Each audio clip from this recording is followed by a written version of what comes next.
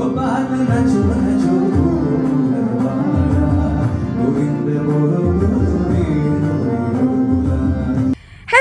Welcome to my YouTube channel. ഇന്ന് ഞാൻ പറയാൻ പോകുന്ന കാര്യം എന്താണെന്നറിയോ? റീസെൻ്റ്ലി ഞാൻ വെറൈറ്റി മീഡിയയ്ക്ക് വേണ്ടിയിട്ട് നന്ദഗോവിന്ദം ഭജൻസ് എന്ന് പറഞ്ഞൊരു ടീമിൻ്റെ ഇൻ്റർവ്യൂ എടുത്തിട്ടുണ്ടായിരുന്നു.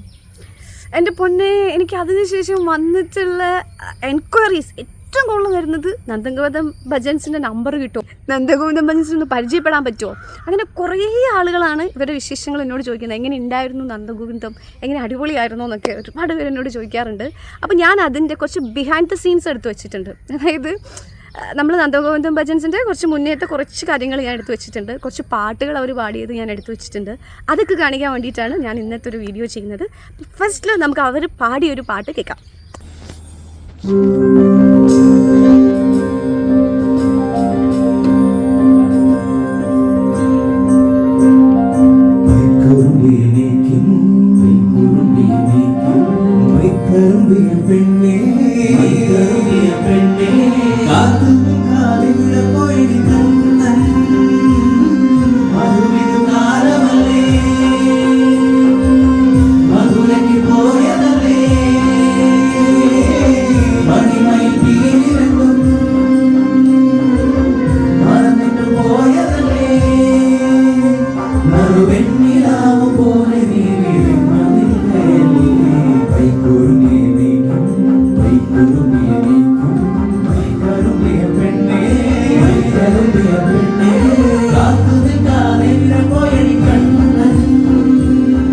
പാട്ട് കേട്ടോ, അടിപൊളിയല്ലേ? പക്ഷെ ഞാൻ ഒരു കാര്യം പറയട്ടെ, ശരിക്കും നമ്മളിപ്പോൾ ഈ ഒരു പാട്ട് നമ്മളിപ്പോൾ വീഡിയോയിൽ, അതായത് നമ്മുടെ റെക്കോർഡ് ചെയ്തിട്ട് നമ്മൾ കേൾക്കുന്ന വീഡിയോയിൽ കേൾക്കുന്നതിനേക്കാളും എത്രയോ അടിപൊളിയാണ് അവരുടെ പാട്ട് നേരിട്ട് കേൾക്കാൻ. എനിക്ക് തോന്നുന്നു ഞാനൊരു 1-2 മണിക്കൂറോളം അവരുടെ ഇൻ്റർവ്യൂ എടുത്തിട്ടുണ്ടെന്ന്.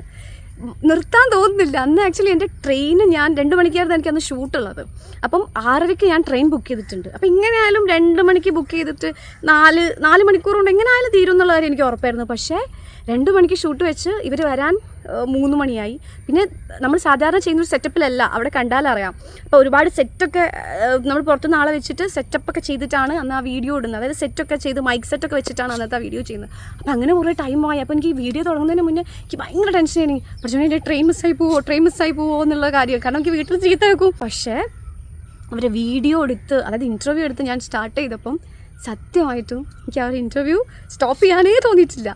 കണ്ടിന്യൂ ചെയ്യണം എന്നുള്ള ഭയങ്കരമായിട്ടുള്ളൊരു ഇഷ്ടം എനിക്ക് തോന്നുന്നു. അതിന് ശേഷം കുറേ നല്ല അഭിപ്രായങ്ങൾ എനിക്ക് കിട്ടി കേട്ടോ. ഒരുപാട് നല്ല അഭിപ്രായങ്ങൾ വന്നു. നന്നായിട്ട് ചെയ്തു എന്ന് പറഞ്ഞു, അവരുടെ ടീം തന്നെ പറഞ്ഞു. അതൊക്കെ എനിക്ക് ഭയങ്കര സന്തോഷമായി. അതിൽ ഏറ്റവും എക്സ്പെഷ്യലി എടുത്ത് പറയേണ്ട ഒരാളാണ് ശ്രീലാലേട്ടൻ. കാരണം ഭയങ്കര കൂളായിട്ടുള്ളൊരു പേഴ്സൺ ആട്ടോ. ഒരു ഭയങ്കര ചിരിയാണ്, നല്ല രസമാണ് കേൾക്കാൻ. ശ്രീലാലേട്ടൻ ആക്ച്വലി ലേറ്റായിട്ടാണ് വന്നത്. ലാസ്റ്റ് ടൈമിൽ, അതായത് കുറച്ച് കഴിഞ്ഞപ്പോഴാണ് ശ്രീലാലേട്ടൻ വരുന്നത്. ശ്രീലാലേട്ടൻ വരുന്ന ഒരു ക്ലിപ്പിംഗ് ഉണ്ട്, അത് ഞാൻ കാണിക്കാം.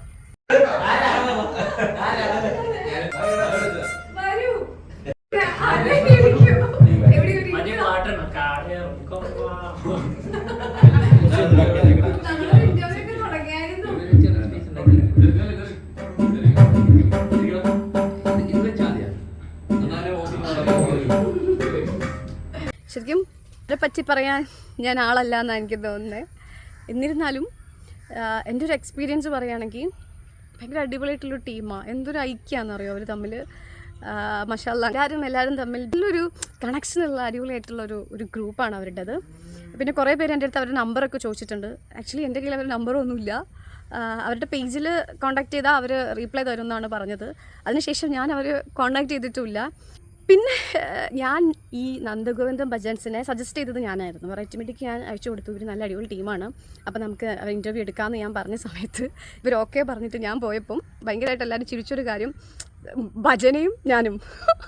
അതായത് തട്ടൊക്കെ ഇട്ട് ഭജനയ്ക്ക് അപ്പുറത്തിരിക്കുന്ന ആങ്കർ ഞാനായിരുന്നു. അപ്പോൾ ഞാൻ ചോദിച്ചു, എനിക്ക് പ്രശ്നമില്ല കേട്ടോ, ഞാൻ ചോദിച്ച ഒരേ ചോദ്യം ഇത്രയേ ഉള്ളൂ, ഞാനാണ് ആങ്കർ എന്നുള്ളത് ആ ടീമിൻ്റെ അടുത്ത് പറഞ്ഞിട്ടില്ലായിരുന്നോ എന്ന്. കാരണം അവർക്ക് ഇനി എന്തെങ്കിലും ബുദ്ധിമുട്ടുണ്ടോ, എനിക്കൊരു ബുദ്ധിമുട്ടില്ല, അവർക്ക് എന്തെങ്കിലും ബുദ്ധിമുട്ടുണ്ടോ എന്നുള്ളത് അറിയണം എന്ന് എനിക്കുണ്ടായിരുന്നു.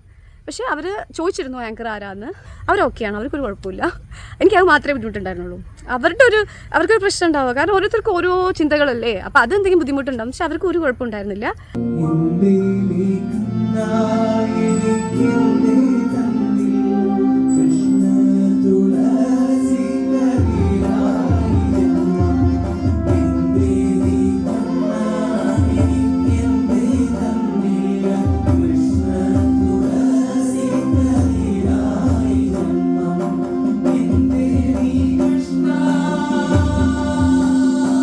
നന്ദഗോവിന്ദം ഭജൻസിൻ്റെ ഞാൻ കാര്യം പറഞ്ഞല്ലോ, എനിക്ക് ഭയങ്കരമായിട്ട് പേഴ്സണലി എനിക്ക് ഭയങ്കര ഇഷ്ടപ്പെട്ടൊരു ഇൻ്റർവ്യൂ ആയിരുന്നു അത്.